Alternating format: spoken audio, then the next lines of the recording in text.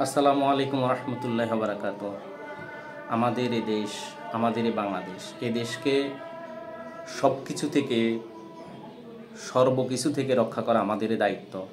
আমরা যারা জনগণ, সাধারণ জনগণ আছি, আমাদের দায়িত্ব হলো এই দেশকে সুন্দরভাবে, সুষ্ঠুভাবে গঠন করা। এদেশের যত অশান্তি শৃঙ্খলা, এগুলো সব আমাদেরই দায়িত্ব। কিন্তু একসাথে আইনশৃঙ্খলা বাহিনী, দেশের যত আইনশৃঙ্খলা বাহিনী আছে, প্রত্যেকের উচিত হলো, প্রত্যেকের দায়িত্ব হলো সুষ্ঠুভাবে, ন্যায্যভাবে আমাদের অধিকারগুলো আমাদেরকে দেওয়া, যাতে আশা করি সামনের প্রজন্ম, সামনের দিনগুলোতে আর কোনো ক্ষয়ক্ষতি, আর কোনো হানাহানি, আর কোনো মারামারি না হয়।